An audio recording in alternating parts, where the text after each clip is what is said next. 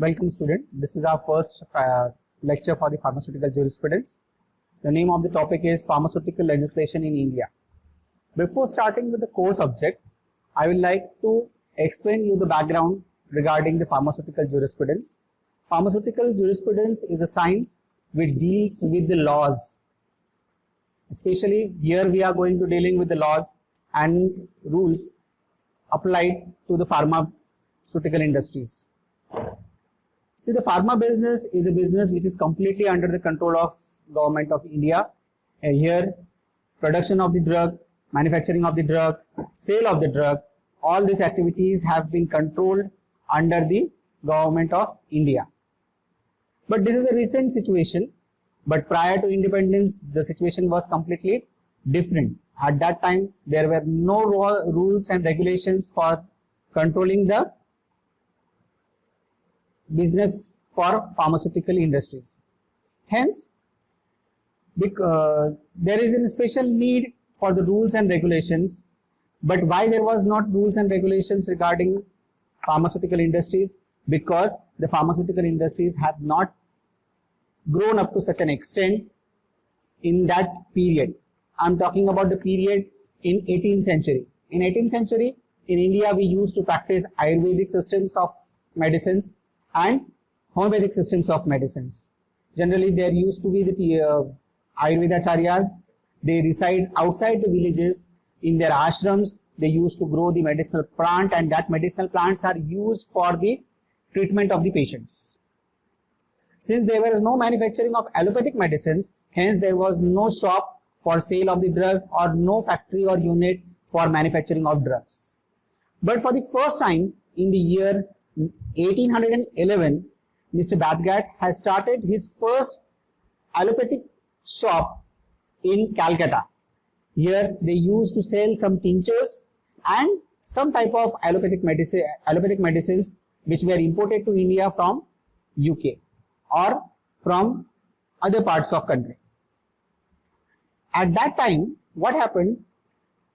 Since the allopathic medicines are having good results, so the response to the allopathic medicines was very good, and the people get attracted towards the allopathic medicines, and sale of medicines was good, and the business done by the allopathic shops were also good. That's why, considering this factor, other peoples also enter in the business, and simultaneously after 1820, number of pharmaceutical use shops have started working in the areas. And since the number of medical shops started working, then there is a requirement for supplier of manufacturing.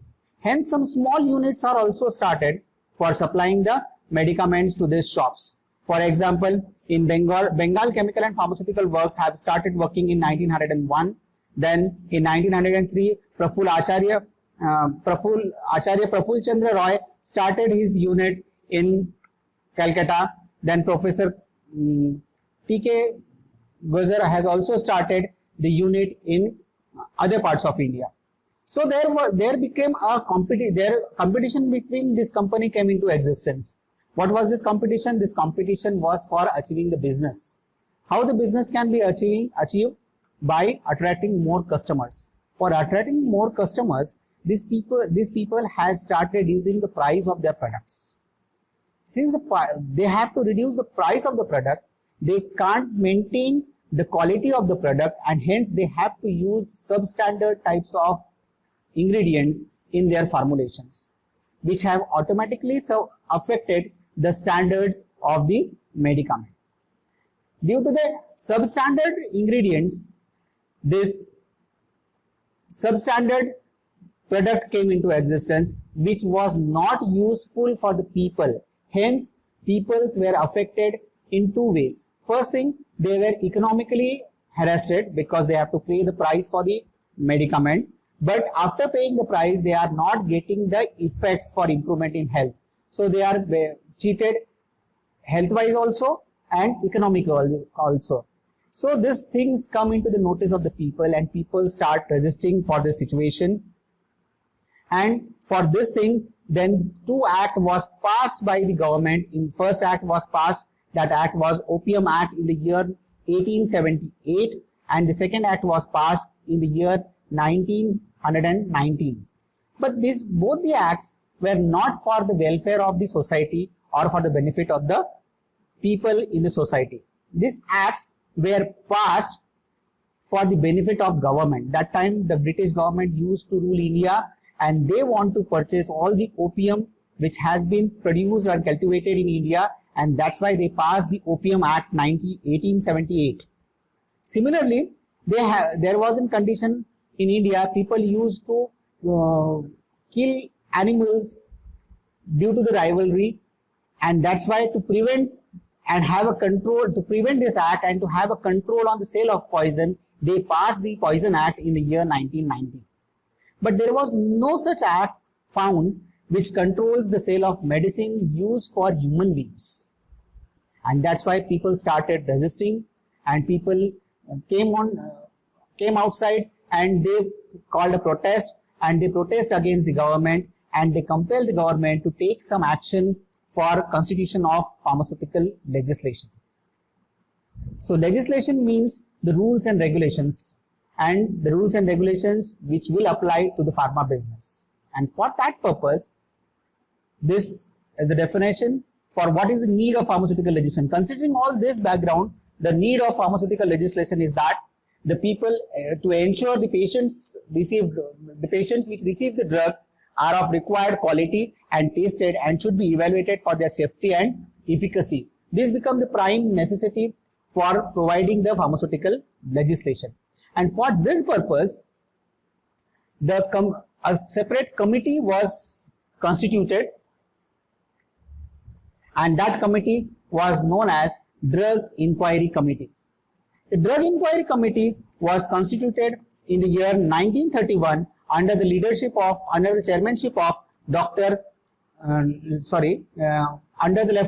the leadership of Lieutenant Colonel R.N. Chopra. That's why this committee is also known as Chopra Committee.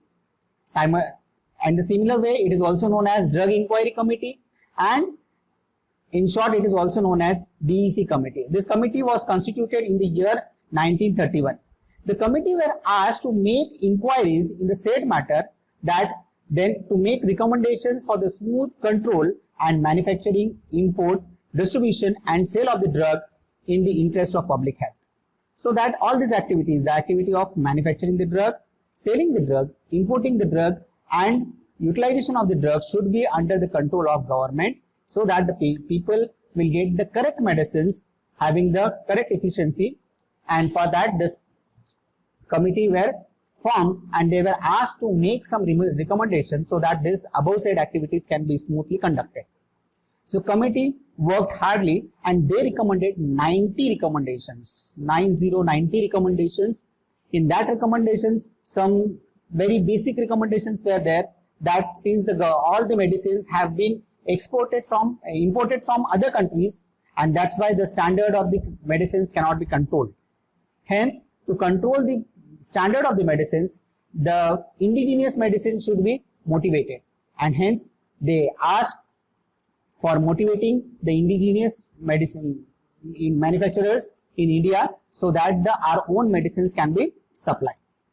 Then they asked to prepare the pharmacopoeias of the medicines which are used in India, and they asked the government to prepare Indian pharmacopoeias. Similarly, similar types of recommendations were provided by them. There are near about 90 recommendations, but out of them, this 3 recommendations which I am going to mention are very, very important. The very first recommendation recommended by Drug Inquiry Committee is they recommended the formation of Central Pharmacy Council. They recommended the formation of Central Pharmacy Council along with the Provincial Pharmacy Council to register the name of pharmacists who are practicing the pharmacy business in India.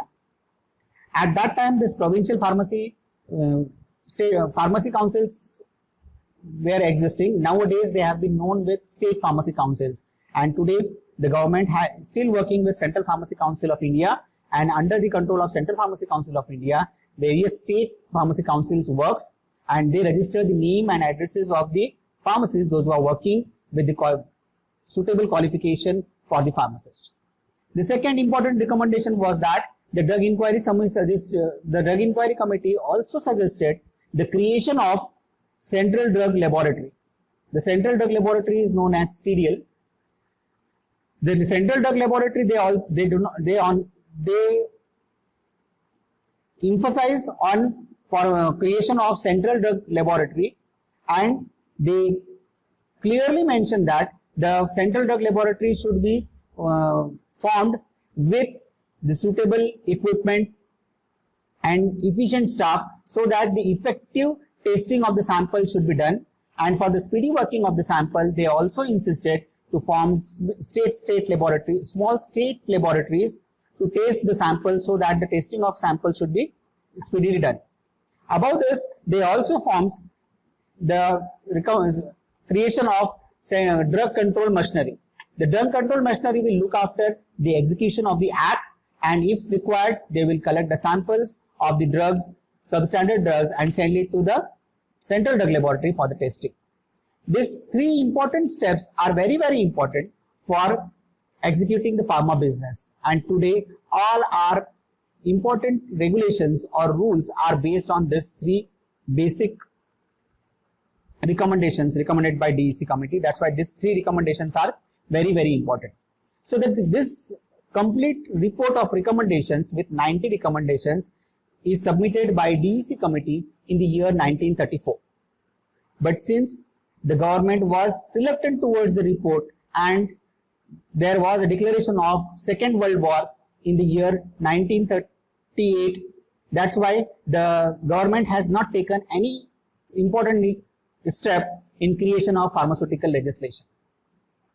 So people again protested and revolted against it, and looking the reluctant behavior of the government towards the formation of pharmaceutical legislation, government protested, government was made to take action by the protest of the public. So considering the protest of the public, government in the year 1938 drafted a bill called as Imported Drug Bill, and they have sent this bill to the legislation house. But since the Imported Drug Bill is only dealing with the drugs which have been imported to India, but it has nothing to do with the medicines which are manufactured in India or sold in India. So for that purpose, the steering committee of the legislation house raised the question and they refused the bill and asked government to draft a foolproof bill for all those medicines which have been imported to India or which have been produced in India. They should be dealt with this bill. So in the year 1940, for the first time, the drug bill was introduced and it was passed with the name the Drug Act 1940 in the year 1940, and this was the very, very basic step taken place in the history of Indian pharmaceutical legislation. Hereafter, several acts were passed like Pharmacy Act, Drug and Cosmetic Act, Medical Termination of Pregnancy Act, and Factory Act, the Industrial Dispute Act, then Epidemic Disease Act, and Shop and Establishment Act. Various acts were passed, and these all acts collectively form Indian pharmaceutical legislation. In the later part of the syllabus, we will see the scope and objectives of each and every act, and we will discuss in details. For time being, dear students, you have to concentrate only on the recommendations of DEC committee and formation of DEC. The repeatedly asked question from these chapters are what do you mean by DEC committee? What was the objective behind forming DEC committee? And enlist the recommendations of DEC committee. These are the several questions which have been asked repeatedly in the exams, and these are the important recommendations which you have to look after. That's it. Thank you.